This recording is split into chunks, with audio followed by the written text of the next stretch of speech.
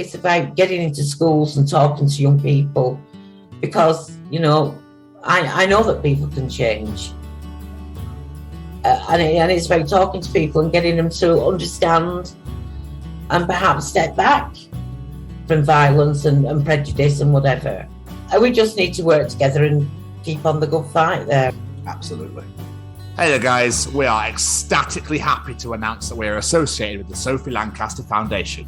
The times are changing, and with the unfortunate death of Sophie, those changes have made a massive impact for the future. If Sophie was with us still today, I can guarantee what you are doing will still be reaching so many lives of young teenagers, young adults, and those who wish to be as different as possible. So thank you very much.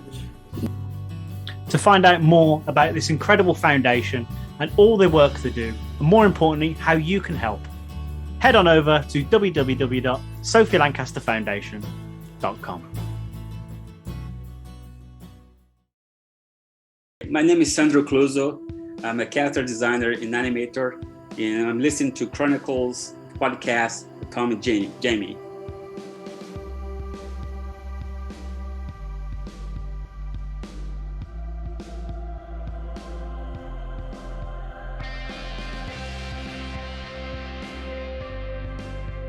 Yeah, so anyway, I was just saying, wait 1 second. Hello, guys.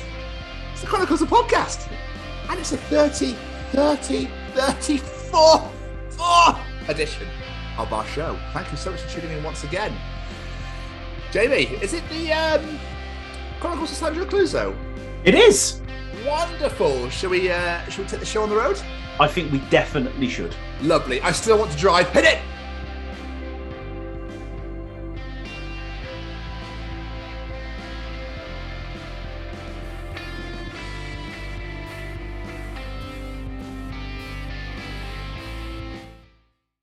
The piece has just arrived into the brand new apartment. He's right here. Yes, please have a seat.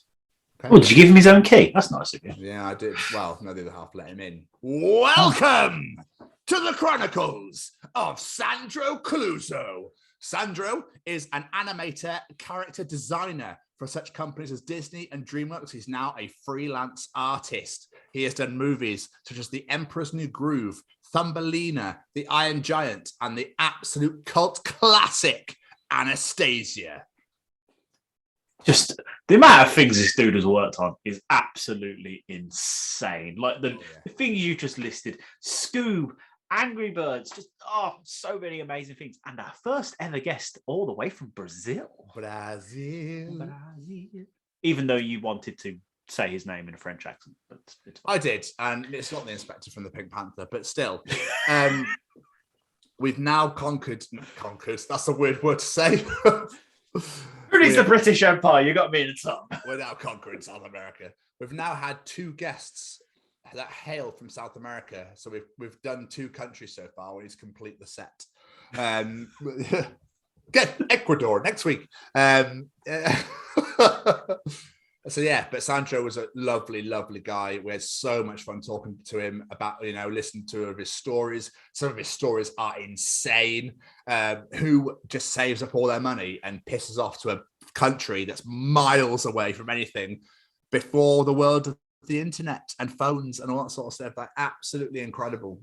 But I love it's so inspirational as well, because that to me is just like, take a gamble on yourself. Exactly. If you can do something, just fucking try. Exactly. And it's safe to say it pays off for this man. Definitely does. But the man has been drawing since he was 4 years old, and a very, very, very, very talented man at that. Sandro was very welcoming, very humble, just a genuine, lovely man to speak to, and I'm really excited for you all to hear this. Definitely, this is up there. I really, really love this conversation with a very, very lovely man. Jamie, yes, sir. Any final words? Thank you, Mr. Sandro. We had so much fun talking to you. It means the world. You're taking time out to talk to us. Everyone really enjoy this one, and go check out this man's work because it's incredible. Absolutely. Go get him on Instagram. Ladies and gentlemen, here we go. Ladies and gentlemen, Interviewing this week, he is a character designer, an animator for such companies as Disney and DreamWorks. He has worked on Thumbelina, The Iron Giant, The Emperor's New Groove, Angry Birds, and the cult classic Anastasia, plus so many more. It's Sandro Cleuzo. Wow. Hello. Hello, sir. Hey, how are you? Very well. How are you? Good, thank you. Can you hear me well? We can. Yes, I'm Good. enjoying your array of assortments behind you. Oh yeah, look at that. Oh, that's cool. That's really Yeah. cool. I didn't see that behind you. Yeah. Actually, that was my mother-in-law made that one. Really? Yeah, she's great. She's Oh, wow. she does crafts. You know, she's really good. That's Yeah. awesome. I really like that a lot. Like it's an African theme we have here. So I'm Brazilian, but I love the African, designs. And for me, Africa has such amazing design work that they do. Yeah. In their paintings and drawings, and I love it. So we did like an African theme here. That is so cool.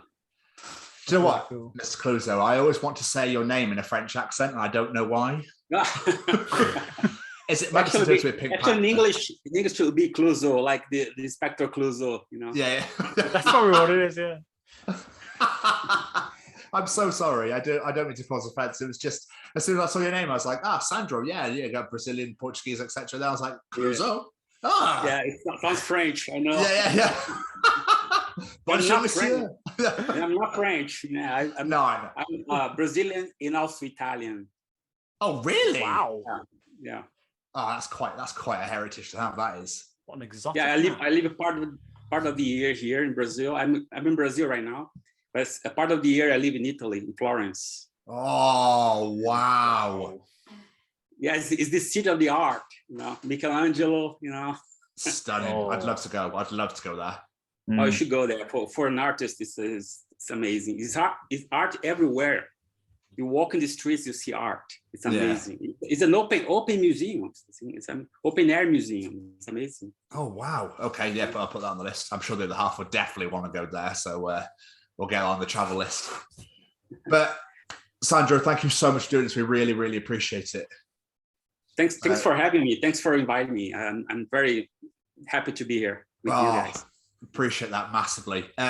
What happens now is basically Jamie does a nice little introduction. It's like lures you into that false sense of security, and then we absolutely bombard you with questions. How does that sound? Sounds good. Let's do that. Yeah, I hope I can answer them. It's all about you, so. Yeah, I should know a little bit about me. Yeah. Right, let me do my little intro. Hello, everyone. Today, we welcome a very special guest onto the show. Everyone loves animation, whether you're big or whether you're small. But before you see those characters on screen, someone has to design what they look like and even animate them. Today's guest has animated and designed on many projects over the years, including Emperor's New Groove, Angry Birds the movie, and even Scoob. Ladies and gentlemen, these are the Chronicles of Sandro Cleuzo. Thank you. I just butchered the pronunciation of your surname then, didn't I? I said it wrong, didn't I? No, it's not bad, actually. In Portuguese, it would be Cleuzo. In Portuguese, Cleuzo. In Italian, Cleuzo. But in English, it would be Cleuzo. So basically, no matter how we say it, we get it right. It did Cleuzo. It did Cleuzo. But Cleuzo, almost there. Almost there. I'll take it. It's half between one and the other. I'll take it. But Sandro, first and foremost, how was your pandemic season? How has the last 2 years been for yourself? It was hard because I was stuck in Italy, and my wife was here in Brazil. So we stayed. We stayed apart for a year and a half. And it was pretty bad. We couldn't fly. I couldn't fly over here. She couldn't fly over there. So it was pretty bad. And I stay indoors. And since I'm a freelancer, I've been working this way for years. So for me, it was okay to keep working. I'm used to being at home working, Yeah. So it wasn't too bad. The only bad thing was being away from my family here in Brazil. and my wife. Oh, bless you, man. I'm so sorry. That is rubbish. I was like, Yeah, the Italians cracked down quite hard as well, didn't they? Yeah, at the beginning, the very beginning of the pandemic, Italy was hit really hard. It was really bad there. Yeah, many people died. It was like very scary moment, I was right there, and we just couldn't leave the house. We just had to go out for groceries. It's like very strange. The city was empty. I'm sure it happened over there too, where you guys. Yeah. Well, I mean, they couldn't really make their mind up here, to be quite honest with you. It was, oh yeah, you can go out for a bit. Now you can go out completely. Now you got to stay in, but now you can go out, but maybe not. But go to work, but don't. But can you do that? No, you can't. But you can do this, but you can't do that. Like, what are we doing? What's going on? I don't know what's going on. Britain was just a bit like, oh. Yeah, nobody knew what to do. Even the government in every country, they didn't know how to handle this. Bar Australia, New Zealand, who literally just went, cool, nobody. Yeah. That's it, no one. Not even now. I don't think go now still. I think they're still like, nope, nobody. You quite like it this way. We'll keep this. Yeah, let's keep going away.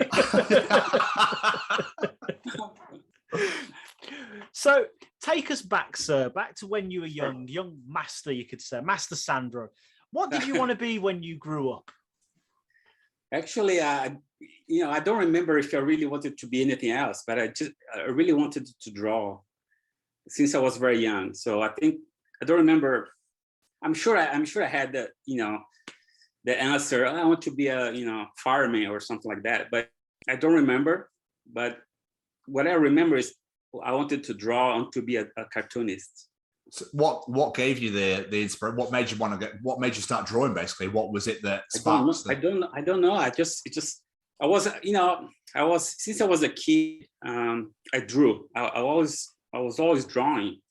And my mother told me that when I was very young, like let's say 4 years old, maybe, I would ask for my parents and my family members to pose for me so that I could draw them. Really? Yeah, of course I couldn't draw. It was like kids' drawings, but yeah. But the idea was that I would ask them to just sit there. I want to draw you. I would do that. I used to draw things in the house, like furniture, appliances. I would draw everything. And then I used to copy the cartoons on TV. I used to watch TV, the cartoons on TV, and copy them. And also comic books. I always had comic books. Like the Disney comics, and I used to copy that to the character. So I was always drawing. Wow. Yeah, that's awesome. It's something that I had. I just like to draw, and I like to be. I was that kind of a kid who played in house more than outside. I was more in house and inside playing with my toys. Yeah, and I would make like I had like Playmobil. Remember? Playmobil, yeah. I had those, and I had we had like a Fort Apache, which was like the cowboys with the fort. You could make the fort with the cowboys and the Indians. And I would make stories. I would play with them, making stories. Like I would put Playmobils with the cowboys, and I would make stories. So watching TV, cartoons on TV. That was the way I grew up. I played outside, but not too much. So. And I was never good in sports. I was never good in soccer. I'm a Brazilian. I don't play soccer. Yeah, I was pretty bad. I was the last one to be chosen in school to play soccer. You too. That was me. Yeah. So I was more like an indoors kid. So I drew a lot. I say because like soccer is like the religion in Brazil. It's like it is. It is. When people find out I don't play soccer, I don't even like soccer. And my father, he was like pretty big on soccer. He would watch all the games, and I was never that kind of son who would be with him watching soccer because I didn't like it. That's fair. That's fair. But obviously you're more creative minded. Like, I mean, well, look what you're doing now. Yeah. So you know what I mean? I was always he would be watching soccer, I would be upstairs drawing, or in arts. It's amazing. It's something that maybe I was born with that, because I cannot explain why I don't. We don't know how to explain why we don't like something, right? Yeah. Like, I don't know why I never liked soccer, and I should have, because I was born here in Brazil, and soccer is everywhere, in school, everywhere, you know. And I never liked it. And my father liked it, so I don't understand. It's fair. It's absolutely, makes sense. So that might be why, though. It's probably that rebellious nature. Like, they like football. It's everywhere. I'm sick of it. I'm going to draw. Yeah, I'm sick of it. Yeah. If I was rebellious, I didn't know. Yeah. So obviously you had this love of drawing and whatnot, but how does that lead into animation? Where does that love for animation come from that makes you want to follow that as a career? Yeah, I think, well, first of all, watching the cartoons on TV, and I knew, since I was as a kid, I knew somebody did that. It's not something that it just appeared, you know. But I didn't know it was possible to work in animation, of course, especially here. I knew somebody did that in other countries, but I never knew it could be done here in Brazil. But I knew a studio here. There's a popular, very famous studio here in Brazil that did comic books at the time. The creator has very popular characters here. Everybody knows the characters, and everybody knows this author. And I've seen documentaries on TV that show the studio, and so I knew I could do comics, right? Because I saw on TV there's a place here in São Paulo, in Brazil, that they do comics, but animation I didn't know. So I pretty much started in comics with that studio. And what happened was, since I drew every day, when I was at school, I would draw. When I had the free time in school, I would draw. And I remember one day my teacher, geography teacher, she saw me drawing because I was waiting for the rest of my fellows to finish the assignment, and I had to finish it sooner. So I took my drawings and I started drawing again. And she saw me drawing, you know, and she asked me, Sandro, can I borrow your drawings? Can I borrow? Because I used to do comics, like I used to do the whole book, like the cover, like the splash page, just like a comic book. I would do my own characters with my own stories. And she saw that, and she asked if she could borrow those drawings. So I didn't know what to do. I just gave it to her. I was 14 at the time. And she sent, without me knowing, she sent to this author, this popular studio, and they called me in. So I remember she took me there, and I met the creator, the owner of the studio, very famous here. And he offered me an internship to work there. Wow. To learn how to do comics. So I pretty much started in comics. So, but they had an animation division, which I didn't know that they did have, because it was in a different building. It's like a few blocks away from the building where the comic book studio was. So that's what happened. I started in comics with them, and only later I went to animation. Wow, fair play! What a cool geography teacher! What a legend! No, she was amazing because for me, it's one of those angels that just appear to help you, you know. Yeah. Because she just saw me drawing, and she, you know, she asked, she sent to this author, and everything happened, you know. And that was the start of my career, basically, because of her. She's very important, you know, in my life, and it's amazing. And I think that's what teachers should do. They should help the kids when, you know, of course, that's what they should do. And that's what they do, actually. But she went beyond. She sent my drawings, and she took me there. She drove me there, and because I was 14, I didn't know anything, you know. I didn't work. My first job was actually drawing, animation, comics and then animation. I never worked in anything else. So she actually helped me getting my first job in art. I just love the fact as a geography teacher, not your English teacher for your writing, not your art teacher for your drawing, geography teacher. I had an art teacher. Of course, we had art lessons, But she never, for some reason, she never did that. She never cared much, you know. It's funny. I never thought about that. Yeah, it's funny. Yeah. It's probably jealous, Sandro. It's probably looking at John's going, "Oh my God, he's incredible." No, I don't think. No, I mean, 14-year-old kid's better than me. So, how did you get into animation then? If you started off in comics? Okay, it's a okay. I'm gonna tell this story because it's very. I think it's interesting for everybody to hear, especially the young people, because what happened to me was something negative that turned into positive. Okay. I'm going to explain. I was doing comics, right, for this studio. I wasn't an employee. I was just an intern. I'm just learning how to draw the characters and to learn how to do comics in his style, in that style. It was a particular style. And, you know, I think I remember they didn't pay a salary, but they paid for my transportation in food, you know, lunch.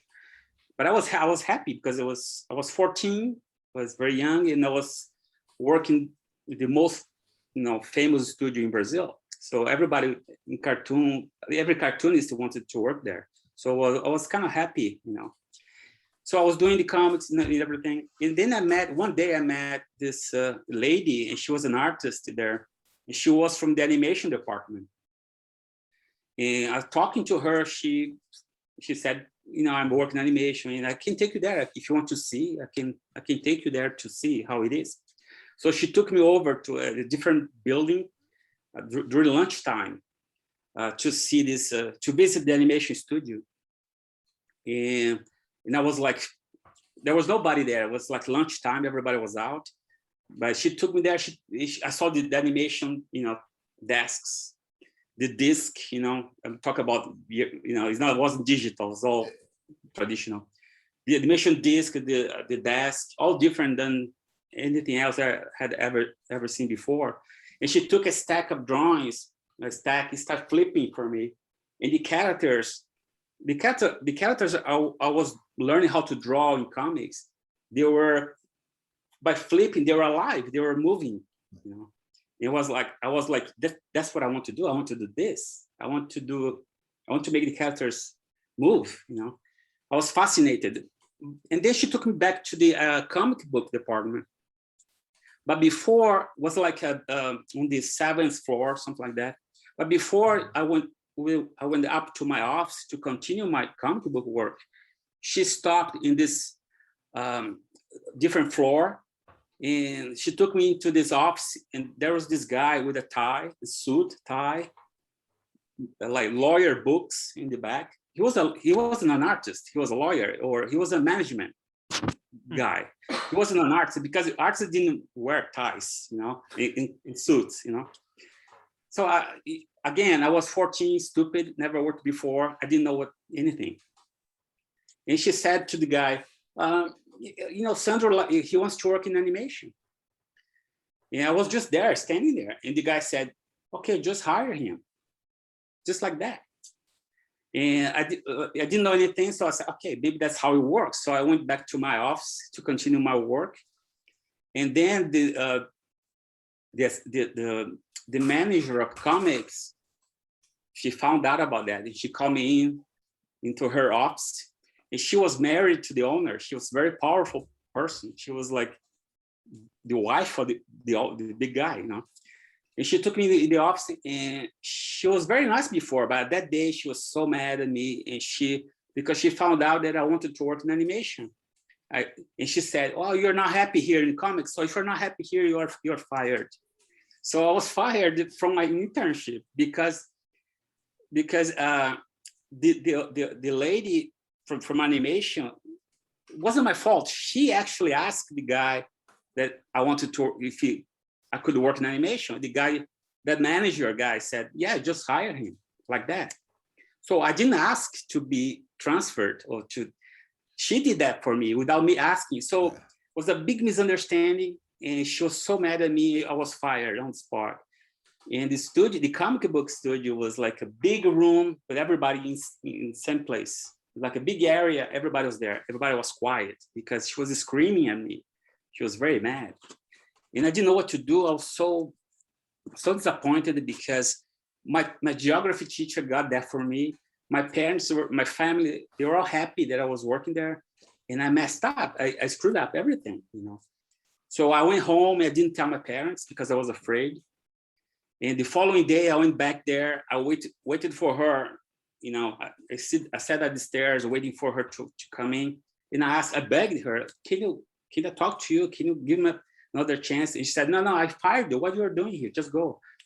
So I had to go home and tell my parents. And they were so upset. And I was upset. You know, I didn't do anything. I didn't ask for that. You know, that's the thing. And then my father, he called this lady and trying to explain, listen, the kid is just a kid. He didn't know what to do. And she just said to him, okay, no, but I don't want him back. When he's older, maybe more mature, maybe he can come back, but not now. But for me, that was the best thing that ever happened because, again, another angel, my geography teacher, one angel, I had another one. One of the artists there in the comic book department, you know, everybody was upset with my situation. And this lady came to me, said, Sandro, here's a card with a number. Call this number. This is the best animation studio in Brazil. Call this number. And to this day, I don't remember her name. I don't remember her face. I don't know who she is. But she gave me that number that changed my life. I called that number. It was a studio that produced TV commercials in Brazil, animation TV commercials. And the level that they had was the best in Brazil at the time. I didn't know anything, but I saw the commercial that they did. They had like Disney level, like really quality level, much higher than the place I was working at. Mm. So I called this place and I made an appointment. And by that time, I had some animation done, very crude things that I learned from books. But the owner saw, he said, oh, okay, I'm gonna give you a chance. Maybe you can start learning here. So he gave him an internship too. But the very first day, everybody was so busy with the commercial, they had to finish. They didn't have time to train me, to give me anything. One guy said, okay, just do this in between. Like they gave me two key drawings to do in between, just to do something, because we don't have time. So I did it, and they looked and said, hey, this works. So I was put into production right away. So that's amazing. Yeah. So what happened was, after 1 month, I was hired full time.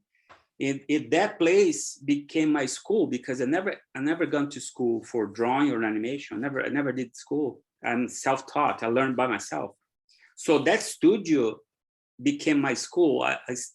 That's the place I learned to do everything, because it was a small studio and most of the animators were freelancers. So I was by myself most of the time, which was kind of hard because you have to learn from somebody. But I had to wait for people to arrive, the animators, to show them tasks. But in a way, I became an assistant to these animators.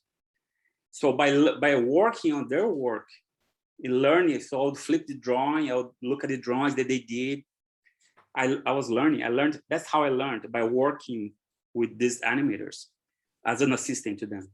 And because it was a small studio, they let me do storyboards, they let me do designs, they let me do everything. So I was learning everything I could by working there. So that's why I said a negative thing turned into positive. If I'm here today, if I went to Disney, if I went to work in these big studios, was because I was fired from that place. That is an insane It's story. incredible, literally incredible. Everything happens for a reason, Sandro. I think so. That thing happened for a reason, because I was fired for a reason. Yeah. I think that was the best thing that she did for me, that lady. That is nuts. Thank you so much for firing him. Thank you. Yeah. So when I was doing my research about it, I read this story and I was like, if this is true, this is insane. So I read that you were such a huge fan of Don Bleuth that you basically just packed up and moved your life to Ireland in the hope to apply to get a job to work on. I did that. Yeah. That is insane. Talk about taking a gamble on yourself. Fair play. I think when you were very young, I was 19 at the time. When you were very young, you don't think too much about. I mean, if you think too much, you don't go. You know, if you think about, okay, what if it doesn't work? How am I gonna do? How am I gonna find a place? If you think too much, you don't do it. But at the time, I had like a fixed idea. I was very focused. I want to work for this guy, you know, and that's what I did. I just did it, you know. It worked for me. So I think I was a little lucky too. You know. So you literally just moved to Ireland and went, "Can I have a job here, please?" Yeah. What happened was I was working for this studio this other studio that I said that was my school, and I was doing commercials, and I became an animator there. In like less than 2 years, I became an animator, and so I was starting to make important commercials, and I was learning. I was doing really well, you know. And my boss was happy with me. I had been there for 4 years. But the thing is, I wanted to do animation like the Disney style. Like I wanted to do characters thinking and acting. I wanted to work in feature film. Commercials is really great to learn the technique, but commercials, you are selling something. So the characters usually it was very fast. You had to jump there and this is the product, you know, whatever. So what I wanted to do is to make the character think and work in films with stories.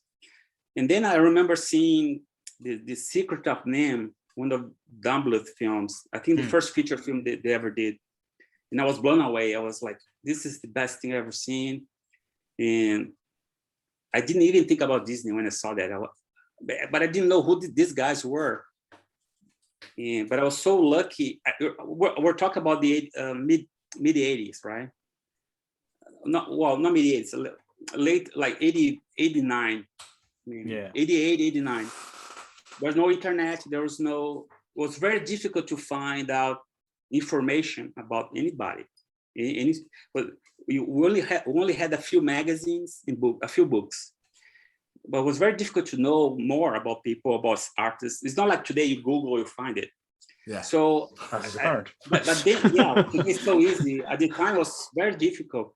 But I'm lucky because the studio I was working at, there was this producer who just came back from Europe, and she had this magazine, this booklet from the Don Bleuth studios in Ireland, looking for people. So it was a book that would explain every department in the studio, what the animation department did, the inking, paint, or camera. It was a very beautiful book. And when I saw that on the table, on her desk. I was like, wow, this is the place I want to work for. And they had the address in the back. So I just borrowed that, made a copy, and I had the address where the studio was. I never, to be honest, I never heard of Ireland at the time. I didn't know anything about Ireland. But I saw the address, and for 1 year, my plan was to save some money and prepare a portfolio to apply. So for 1 year, I did my portfolio, drawing in the style of Don Bleuth. Most of the portfolio was in this style. So in saving money, because I didn't make much money here, with the exchange rate at the time, I could only buy $100 every month. So to get $1,000 would be like a year, you know. Yeah. But anyway, but it was very difficult. But anyway, I was able to save like $1,000 or something, and then I was able to buy my plane ticket, and with my portfolio, and I just decided to go and apply, knock on the door and apply. And then I had a friend here. He was working with me in the studio, and when he found out he wanted to go with me, I said, yeah, but I have a plane ticket for this date. And anyway, he wanted to go with me, and I was able to change the date. And I was happy because I had somebody else to go with me. You know, I wasn't alone anymore. So we went together, and we arrived in in London first. We stayed for like a week in London, in a very rundown hotel, very terrible hotel. And we didn't know what to do. And then we took a plane to Ireland, to Dublin, and we got, we gave the taxi driver the address. We want to go here. We didn't speak English. Especially in Ireland, with the accent that they have was even tougher for us. God, I can imagine. Anyway, but we went to the studio and we got there with the portfolios under our arms, and we tried to explain that we wanted to work there. He meet Don Bleuth, and they would say, no, it doesn't work that way. You go back to Brazil, and then you send your portfolio, and if you like, we call you. And we said, no, we are here now. We're here. Do you know how much money I just spent to get here? Yeah, they didn't get that. It's amazing.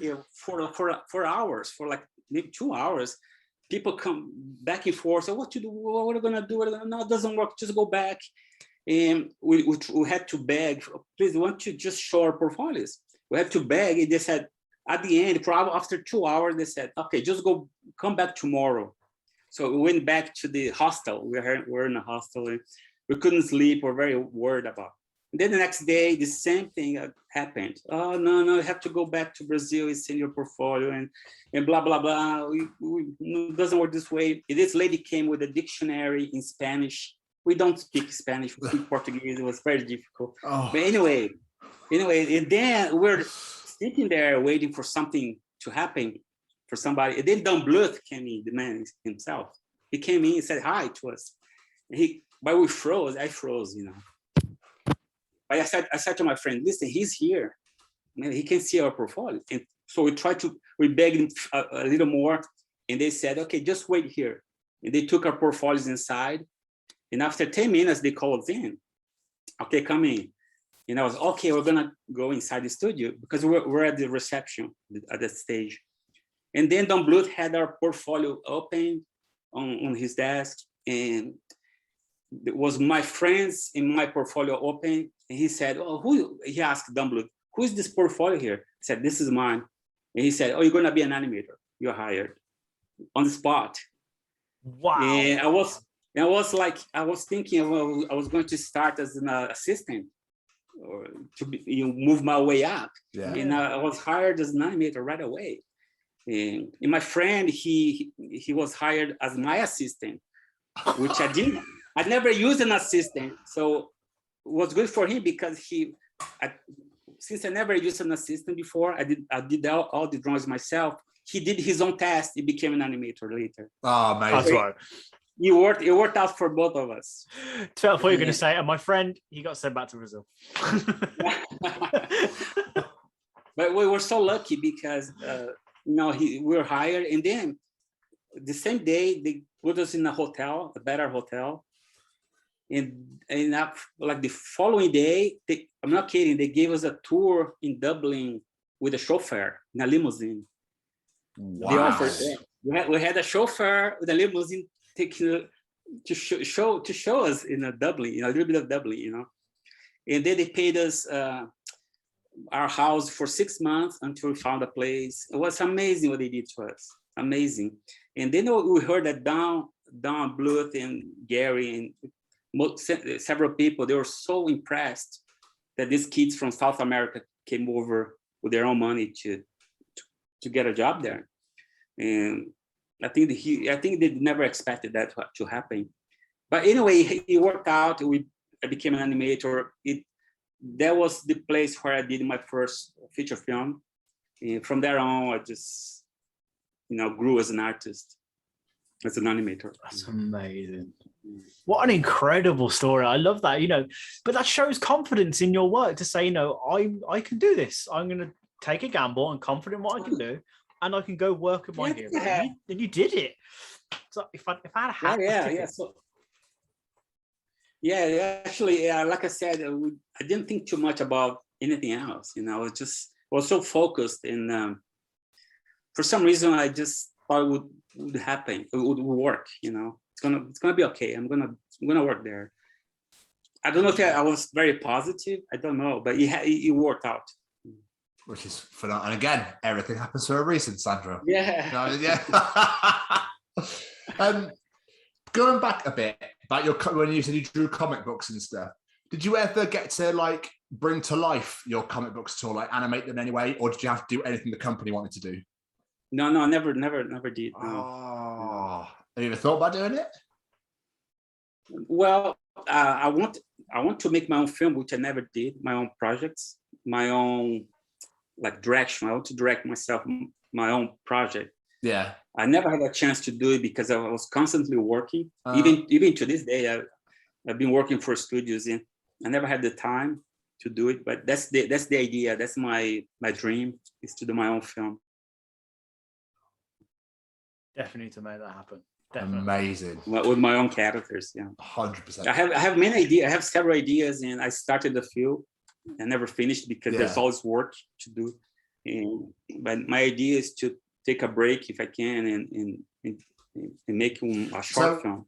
Obviously, with working in the Brazilian TV commercial company and being with Don Bleuth and then with Disney and DreamWorks, etc., did you develop your own style that way, or did it when you were a kid? Did you just develop your own style? Do you have your own style? Is what I'm trying to say. Like, and how did it like develop? I don't know. I don't know if I have a style. What I like to do is changing style. This I like it. I like changing style. I don't know if I have one style. If I have to say I have a style, it would be Disney style. I don't know, because like I said, I never went to school. I never had a teacher. Yeah. I never had a mentor. So I was too much. When I started, when I was 14, 15, nobody told me I had to do, and I never had anybody telling me you have to do sketchbooks, you have to draw people, you have to have like drawings, you have to learn art. Nobody told me. I was too much into cartoons, into Disney. This style. And if you not only animation, there's art. You have to learn about, Renaissance or all the kinds of arts, not only animation, because you have to learn how to draw. I never had that. I had to catch up. I had to learn that later. And so that's why I don't know if I have a style, it would be Disney, maybe. I don't know. Okay. But I like to change styles. I like commercials were great because each commercial is different in style. So it was great to change it. Yeah. So I'm very good today, maybe because of the commercials. I'm very good in changing styles, in adapt to styles. Some people can't. I know friends who it's very difficult for them to change the style, but I do like it too. I'm able to change styles. So that's why I don't have like one style that I only do that way. Okay. Yeah, I can change it, which is a challenge for me. I like it. Yeah. So speaking of Disney, obviously you went to work for Disney in 1997. How did that come about then? How did you get to go work for the mouse? Okay, the thing is, I've been like this since I started. I always wanted to move up, to learn more. And what happened was, just like happened in commercials, I wanted to move up to learn to make the character act and to work in films with stories, and I want to move up. Then I was working with Don Bleuth. He gave me a chance to do that. But after 4 years with him, and the way he was making the movies, I felt like it just reached a ceiling. I couldn't go further. I want to move. I had in my mind how to do the animation, how I wanted to do the animation I wanted it to do. But what happened there was that Don Bleuth would make the whole film in live action first. He would film all the actors. He would hire actors, really good actors, to be honest. He would in the sound stage, he would make the whole scene. And we had to use the reference that he shot to draw over. Like he would make a whole scene. Yeah, he would make a whole scene, and they would make a print of each frame of the scene. So I had a stack of frames from the live action. We had to trace it. We had to use it. So the acting was already there, and what was happening to him towards the end was that he didn't trust us much as an animator to come up with our own ideas for acting. He wanted us to do the acting the way the live action actor did. So we couldn't change. So it was pretty much, we were stuck to that, whatever was on the live action. And for me, it was kind of frustrating. It's kind of, for me, it was kind of, it's not what I wanted. Because, I remember working on Anastasia. That was like the thing that did for me, because I was in charge. Most of my scenes were the girl Anastasia herself, and we couldn't change too much the live action. So I was kind of tired. And then one day we had a meeting to discuss the next movie that they were going to make, and they were talking about The King and I. That's a famous story. Was done beautifully in live action. I remember like a classic movie with Hugh Brynner, I think. But anyway, and then I was there listening to them talking about the next movie, and then I was quiet, and everybody asked me, "What do you think, Sandro, about?" The only thing I said was, I actually asked them, "How fun it's gonna be for us to work on this? It's gonna be live action again." And actually, I think I put it in the wrong way, that Don didn't like the way I said. And he said, "Well, you're saying this because you guys don't know how to work with live action." So he was kind of mad about that. And I realized, okay, you know what? I want to go to Disney because Disney is doing the animation the way I want to do. And they're not like, it's not like they have to follow live action. They're free to do their own animation. I remember seeing Aladdin. It was like, oh man, it's very free animation. It's not live action. So I prepared a portfolio and sent to Disney, and I was hired at Disney, and I had to say goodbye to Don Bleuth and them. Say I'm gonna go there. And they were kind of at the time they were mad. I was leaving, but it was good for me because. Again, I want to move up. When I got to Disney, I started doing the animation the way I wanted, and I was free. They let me free to do the animation the way I envisioned. So it was a great thing for me to go to Disney. But the reason I went was because I wanted to move up and to do the animation that I saw in my mind. That's the only reason. It was nothing against Don Bleuth. It was just like, you have to move on, move up, learn more. And that's the reason. Did you ever think that Anastasia would be as massive as it became? It's like a hidden gem, isn't it? Pretty much. No, I didn't. I didn't think so. I thought it was going to be successful. And the funny thing is that when it became like a cult movie, everybody loves it. In Italy, it's so big. And what happened is that I didn't have a good time working on that movie. Oh, really? No, I didn't have a good time because of live action, right? Okay.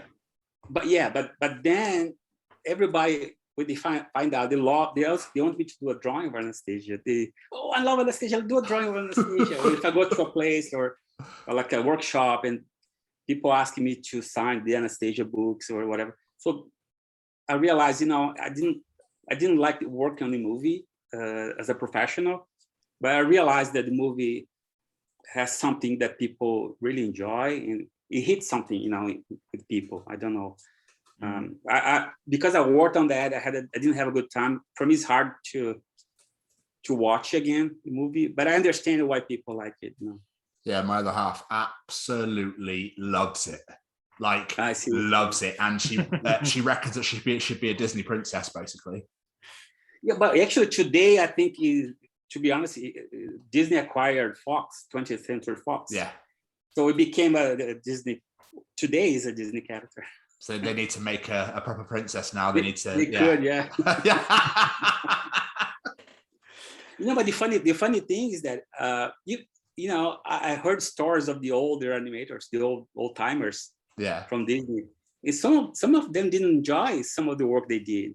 and the work they did is considered classical films. Yeah. Like the high peak of animation. And they had the same kind of stories. So it's funny how, that's why I understand why I didn't have a good time working on it. I don't like the film because I worked on it, I didn't have a good time, but I understand why people like it. It's the same with these older timers that I learned that they didn't enjoy work on some of the movies, but I love what they did. Yeah. I suppose when you're working on it, though, you don't know how it's going to be received. You're just like, oh, I'm sick of doing this. This is not what I want to do. You don't know what it's going to happen when it's released. But James, the thing is, everybody, people outside, they think everything is wonderful. Oh, animation is wonderful. You're drawing. You sit there, man. There's so much stress, so much problems with people, and things that don't work out. And sometimes you do something that you think is good, the director doesn't like it, and there's so much conflict. It's not like that.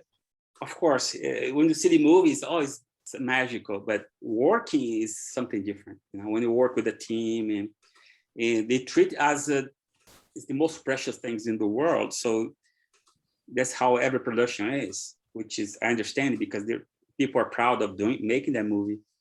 But there's so much conflict and stress. And I have stories of friends who passed out because they working so hard. And yeah, it happens, You have to get your quota, and if you're not doing your footage, it might be a problem. I remember at Disney, the last movie I worked there, we had a meeting. They said, everybody there, they said, oh, okay, if you don't perform, you're gonna be out. You have to do this, and if you don't perform, it's like threatening. Yeah. So it's not. There's so much conflict. It's not like, oh, it's all wonderful. Sometimes you see a making of Pixar or any studio. Everybody is like happy and jumping around, and it's so great. If you look at that and say, wow, this must be amazing. But there's so much conflict, so much, humans, we're humans, so we have problems, people who don't like other people, and it's like any place,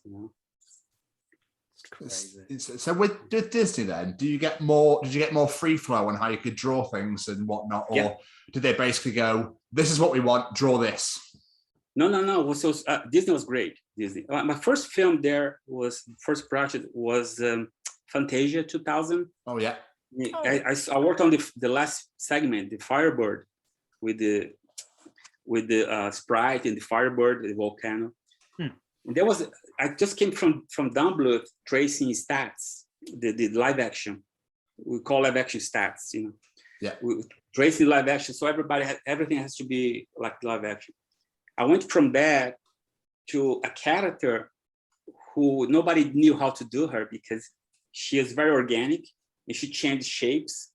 And I remember even the supervising animator didn't know how to do her because he was learning. We didn't have a proper model sheet at the beginning, so nobody knew how to do it. So we're free to develop. So it was the opposite of Don Bleuth.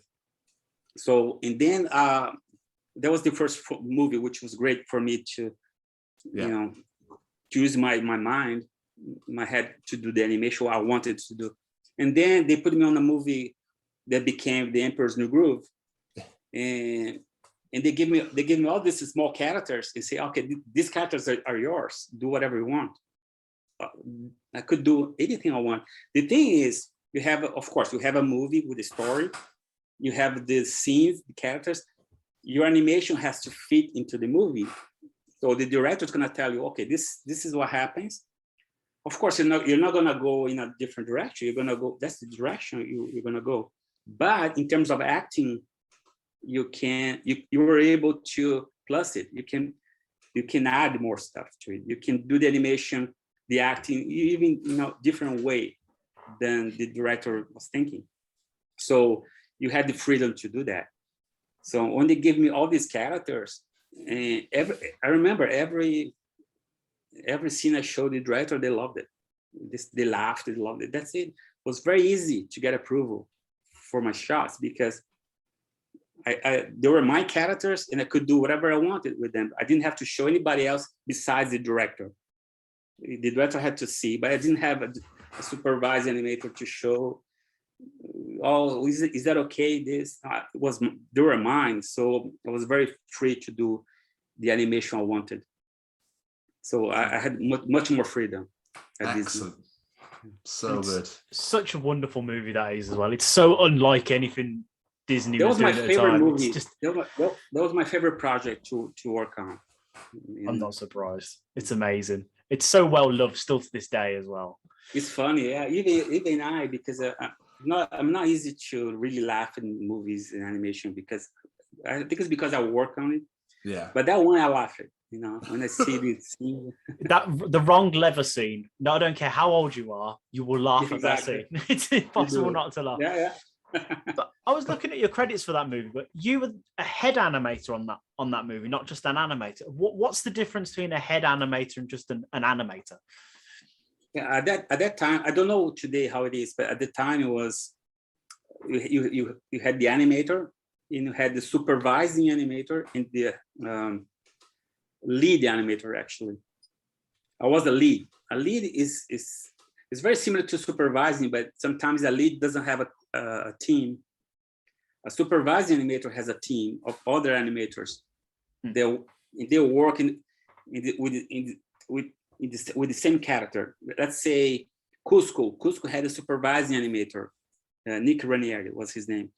And because he was the main character, had so many scenes in the movie, so much work, one guy cannot do it. So he had a team of, let's say, 6 or 7 people, animators. And every animator would draw the character, but have to show him for approval before showing the animator, the director. So we had to go through the supervising animator first, because the supervising animator is the one that develops the character. Right. So he knows how the character should be handled, how the acting should be done, how, like, drawing problems. The supervising animator is the one responsible. A lead animator, sometimes it just had, like in my case, I had all these small characters, and I was in charge of these characters, but I didn't have a crew. That's the difference. And the animator is the one that just do the animation. It is assigned to a team with a supervising animator. There you go. We're learning new things. I like it. So how did you transition into doing character design then? Was this something that just, again, you just been like, I want to learn something new? Or was this them going, we've got this character, no idea what it looks like, go do your thing?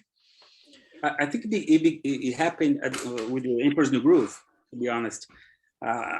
Okay, if you see the movie, you see a different style, more flat, more angular characters.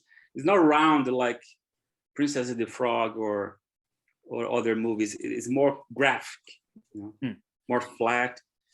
That was the style of that movie, and they had a designer.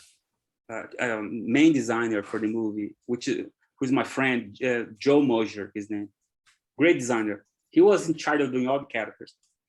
And what happened was many animators couldn't draw them in the way it should be drawn, because it was very difficult to draw that style. It's difficult to turn the characters in 3 dimensions. When you turn the character, it's very difficult when you have something very angular, because if you have something soft, more round, it's easy to change the angle, But when you have something that's very angular, you have to find ways that when you turn the character, the design works.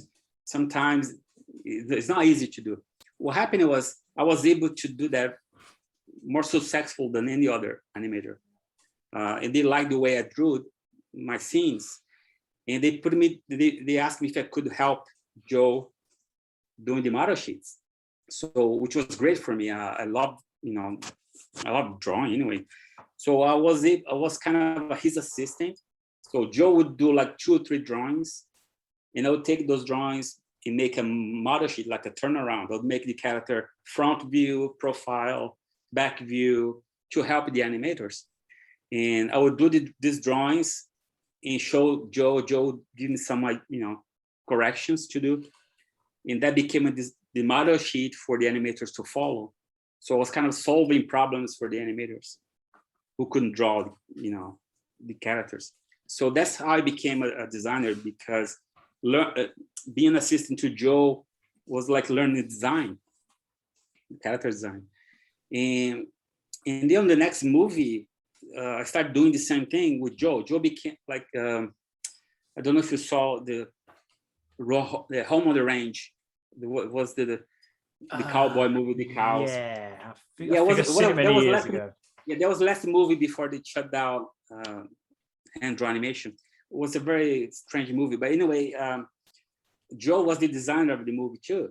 And because I worked very well on the Emperor's New Groove, I did the same thing on Home on the Range, doing the model sheets.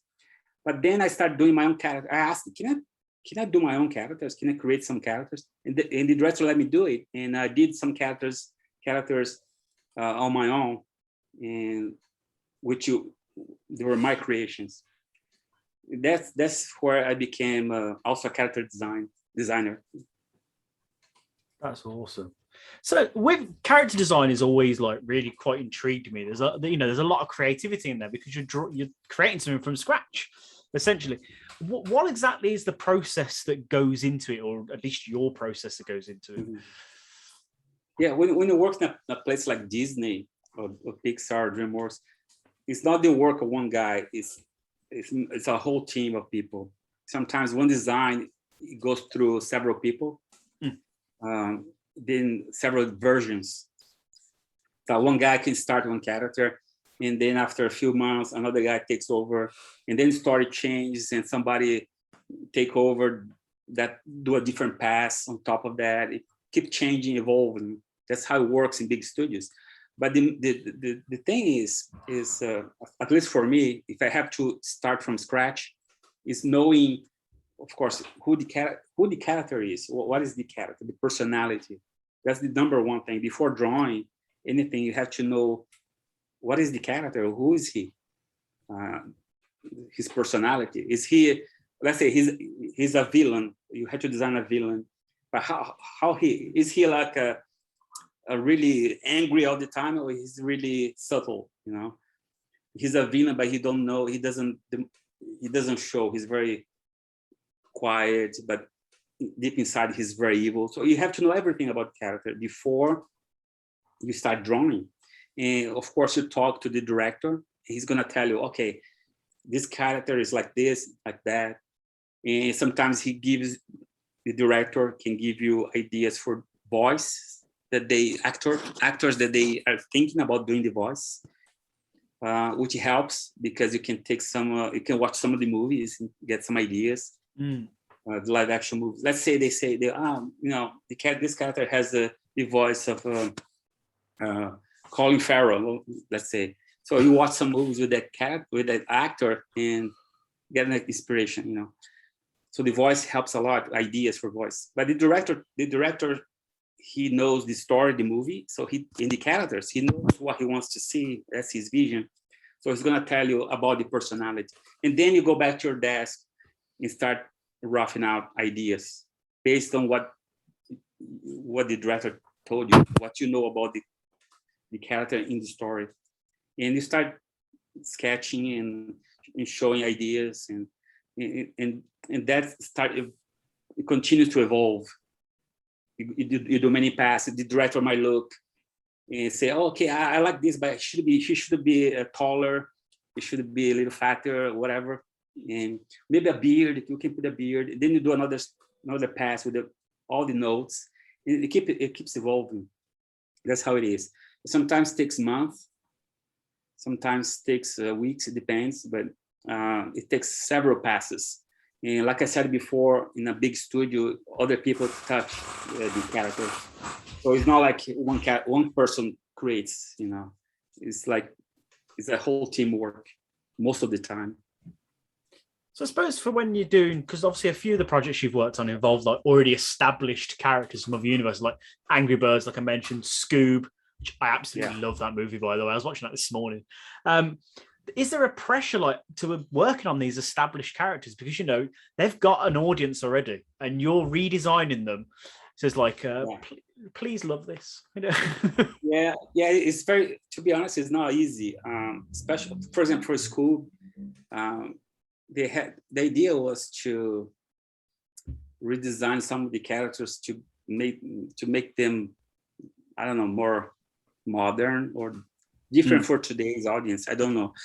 The thing is, the main designer for the original film show is a designer. It's an artist that I admire. Well, he died many years ago, but he's one of the artists that I follow. I love his work.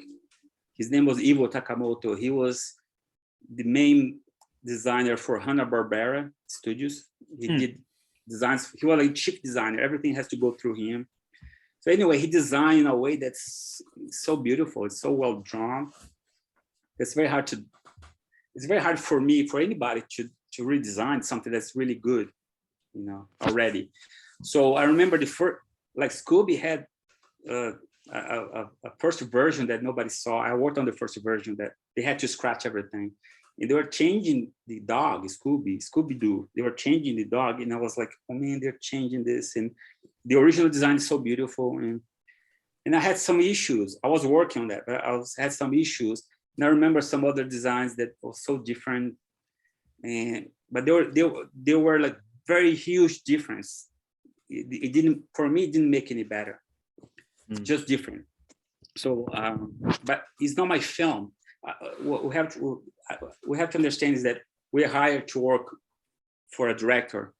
We can give suggestions, but in the end, it's not your film. You have to do the work that the director tells you to do. That's his vision. But anyway, I had issues, but anyway, they scratched the movie and they came back to the original Scooby-Doo design. And I was so happy because I told them, I was honest. I said, listen, you cannot make it this better. No. That's Scooby. The best design is the original design. So, but the humans, they had to change for some reason, and it's not easy to do. I like the redesigns on Scoob, to be fair, like because you know you brought it to a modern audience, but especially like young Shaggy and young Scooby, that opening scene. I love that. No, that was kind of nice because of we didn't see much of that before. But when you redesign the adults, the main characters, it's a little more difficult.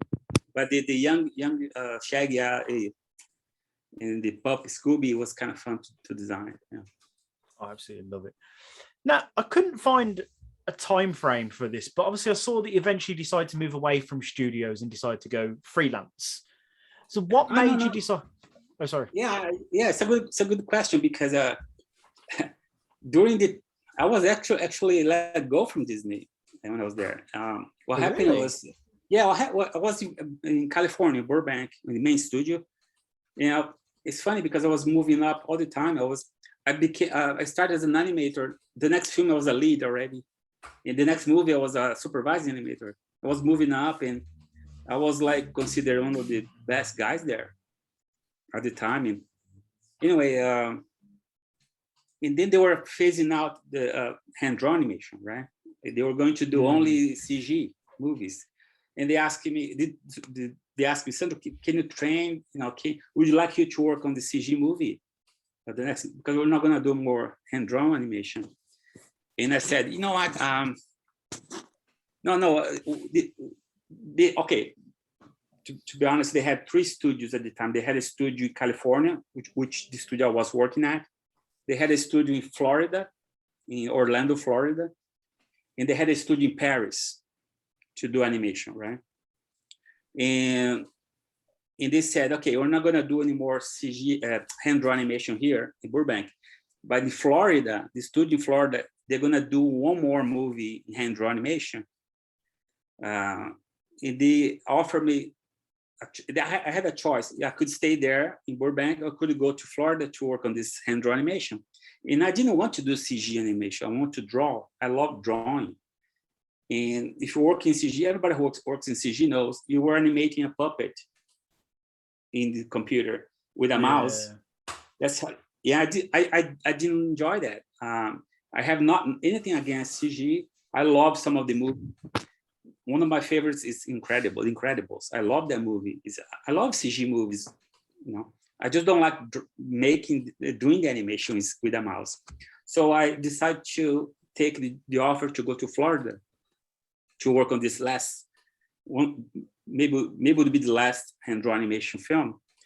What happened was I went there, and after a few months, they decided to close down the studio in Florida.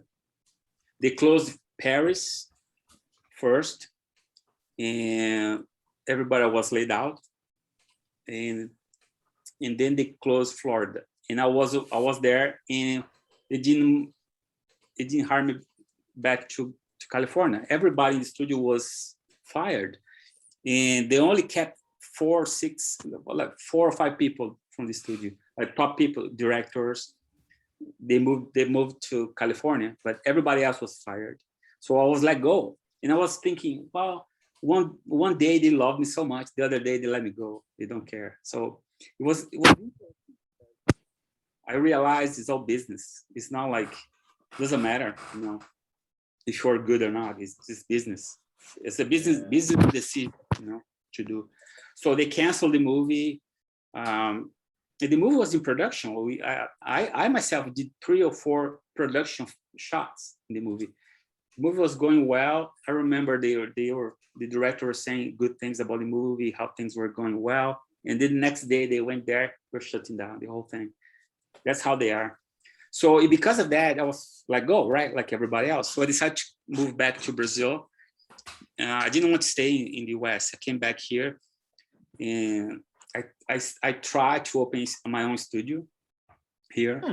I thought I could do it, and I realized I couldn't because I'm not a businessman, and you need to be. I did everything wrong, and it didn't go anywhere. I lost money. Anyway, I decided I'm not a businessman, so I have to. I want to keep creating and doing animation design. So I became a freelancer, but sometimes, I would go back to the West to work for DreamWorks, for example, or for Ken Duncan Studios. I would work there for 6 months, and then Disney called me back to work on Princess and the Frog. I went back there for 1.5 years. So I would be back and forth. But then after Princess and the Frog, I became a freelancer only. So I only work for studios from remotely now. Oh, nice. Okay. So I remember you saying about how CGI has obviously come in and taken over the animation game these days now. So how much has the animation game sort of changed now with how technology has developed and stuff into this day and age? Now everyone can film stuff on phones now and stuff like that. It's absolutely crazy. I know. Well, I think, to be honest, I think CG is very interesting, and I think it's great for a director with a vision, because they can do anything. They can move the camera any way they want, which wasn't today. I don't know with the technology. Maybe you can do in hand-drawn animation too, but in CG you can easily do whatever. You can make a movie like a live-action movie if you want in CG. So they have more freedom to even change. If you're not happy with that, or the angle with that shot's not good, let's change. They can easily do it. Hand drawn, you have to redraw everything, so it was more difficult. Yeah. So I think they have more freedom as directors, But I think hand drawn animation should have a place, which some studios are making still. Klaus was one of them. Yeah. And I'm gonna work on a film that's going to be 2D. I did 2D like couple of years ago, 2D back in Space Jam was 2D also. We did some 2D in Space Jam. So there's some work in 2D. But I think today with the technology, you can make something very different, fresh, as good as CG in hand-drawn animation with the technology we have today. There's no excuses, I don't know why. I think there's room for both, Yeah, good. I'm pleased. I started to panic a little bit, thinking they're not going to get rid of hand drawn completely, are they? And go for CGI. No. Oh, good, excellent. We're gonna see maybe less than before, but we're gonna still see it because it's coming back. It's slowly, but it's coming back. To be honest, I've been working for years steady because there's always something in 2D to do. Sometimes they ask you to do 2D animation, hand-drawn animation, as tests for stop motion or for CG. I did animation tests for Leica, the studio that produces stop motion. So there's always hand-drawn animation to do for studios. Good. Imagine as well, you've got a lot of people who grew up on those 2D hand-drawn movies, and now they're older. They're like, that was what I grew up on. I want to make that. Yeah. And then they're like, nah, forget CGI. We're sticking to this. Come on, let's go. Yeah. So for people listening to this, I can't implore them enough to go and check out your Instagram feed, because you can see your passion for art and animation through your Instagram feed, the sort of things you share. One thing that really stood out to me is a breakdown of a scene from Legend of the Bone Napper, I believe it was called. Oh yeah, that was the Viking hitting sharks and stuff like that. It's awesome. I love the fact that you broke down how it works. It's brilliant. Yeah, that was a fun project. That was many people didn't see that because they came out as a bonus with the Blu-ray or DVD. I don't remember, but many people didn't see that. Some of these shorts. There's some shorts of Kung Fu Panda that came out as bonuses on the DVDs. We did hand drawn too. Amazing. Let's go and find those. I wish they could show like in streaming some platform, because some people don't even know about these shorts. The going still on your Instagram, your caricature of Ryan Gosling is phenomenal. Oh, yes. I'm not a caricaturist. What happened was this magazine, it's a men's magazine, Q. I forgot the name. Anyway, this guy from the Mexico division, he asked me. He was like a fan. He followed me my blog. When I had a blog, he would follow me. He said, "Oh, can you do some illustrations for the magazine?" I said, "Wow, I never done that. I would love to," but I didn't know I had to do caricatures of famous people. So I was like, "Oh man, I'm not. Let's try." So I tried a few, and they liked it. That won't turn out well, but I did one of Prince Charles. Yeah, I should post that one with the big ears. Yeah, please do. Yeah, I did Steve McQueen. I did so many others. I did some others that many people don't know, like fashion people from fashion world that I never knew them before. But I try.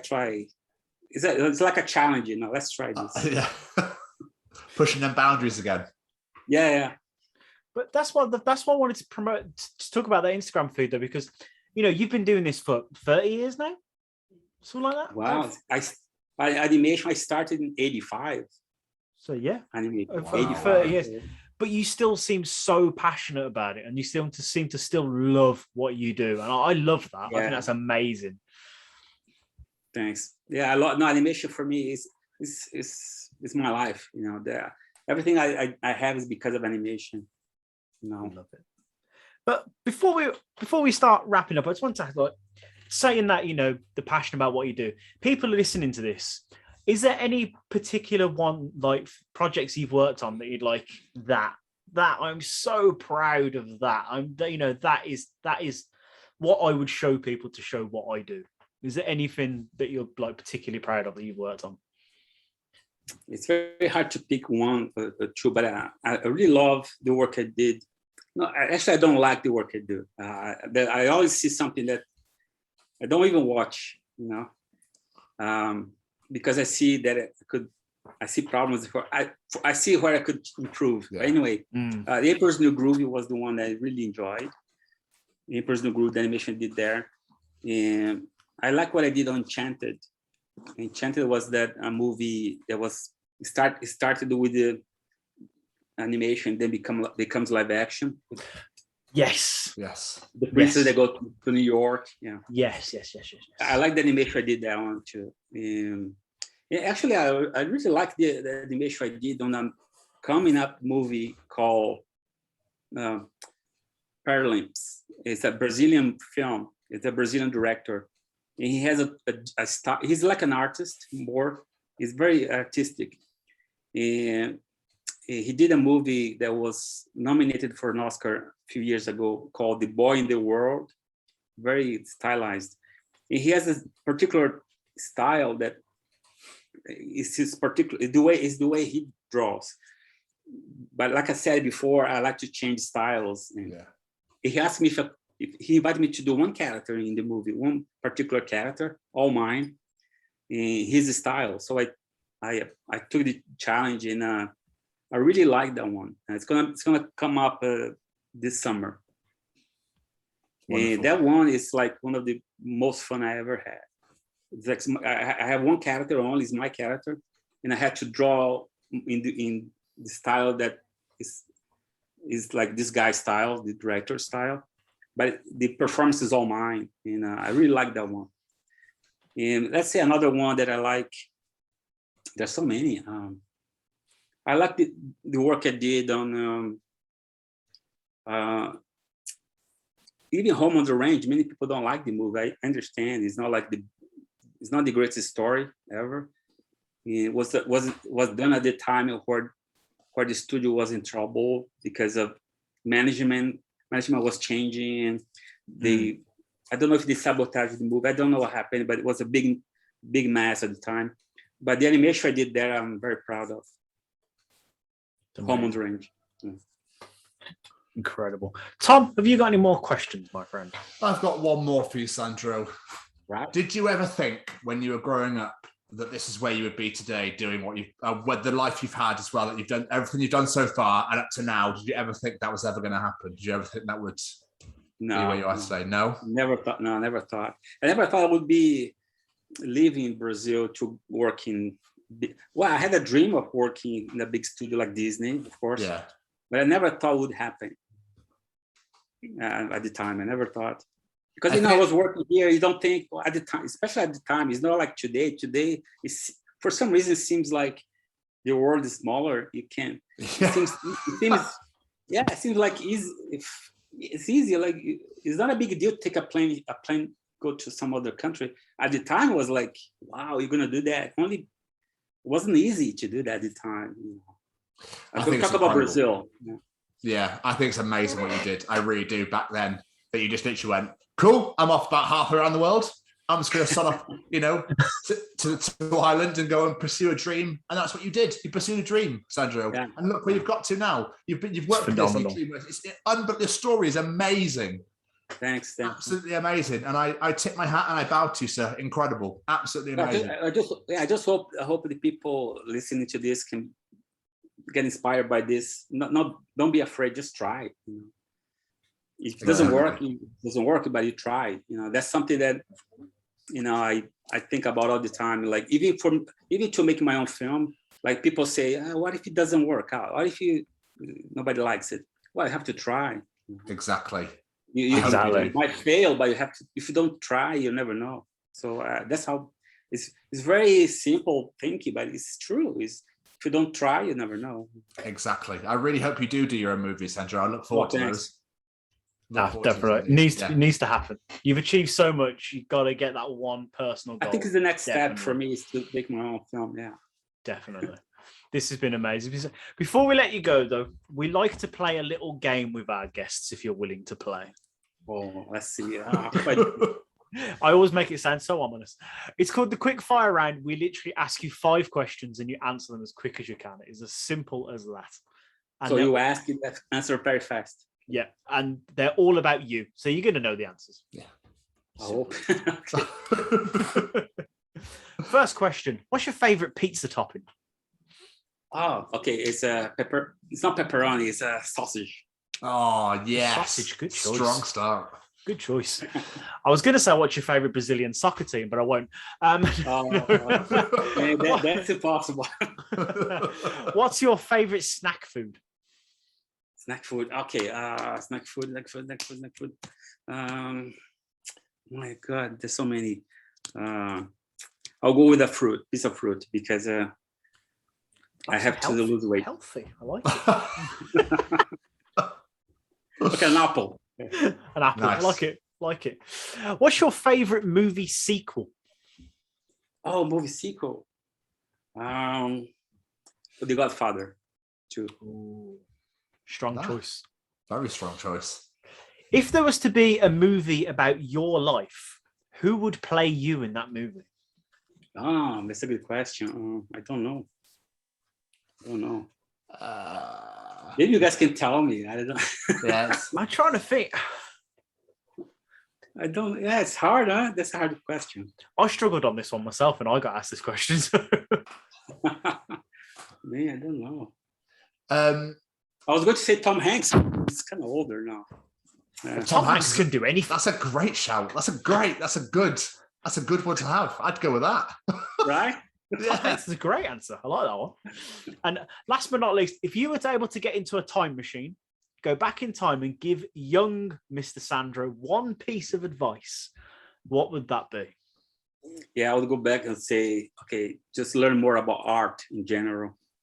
And do some like drawings, do some really real drawing, not only cartoons, but real drawing. I would be much better. Oh, wonderful. Thank you so much for doing this. It absolutely means the world. This has been so much fun talking to you. No, it's fun for me too. Thanks for so much for having me here. It was Sandro, it's a pleasure. We absolutely loved it too. Like, truly, thank you so much for taking your time out. But before we let you go, is there anything you'd like to plug? Any social media, any websites at all? Yeah, I had a blog, but I don't have it anymore. So I think they want to go to see my. To be honest, with the war going on, I haven't been posting much. I don't have the, it's hard to put stuff there. But I'm going to start doing again. Amazing. Wonderful. Sounds good. Yeah, lovely. Instagram would be the thing. And also, if I can say something, I've been working so many projects that some of them didn't come up yet. So I think you're going to see my name in 5 or 6 projects. Really? Because there's so many that it could take so long, for them to finish. But I've been working many projects for many studios. So. Oh wow! Okay, look forward to that. Oh, we'll get strapped in. And I'm working on Scoob, sequel to Scoob. I did another one. Yeah. Amazing. It's gonna be. I can say because it was already announced. It's a Christmas theme, and it's fun. The fun thing is that there's a character that I animated hand drawn. Amazing.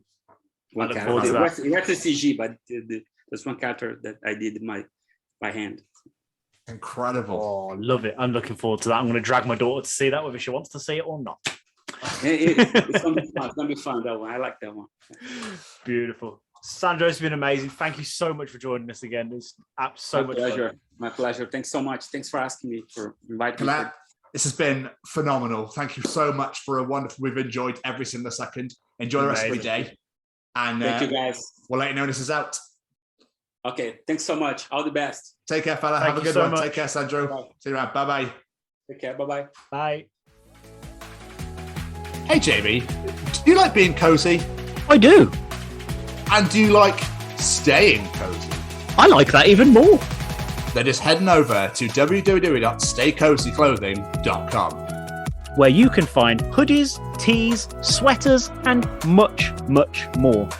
And just enter The Chronicles as one word at checkout to receive 10% off your order.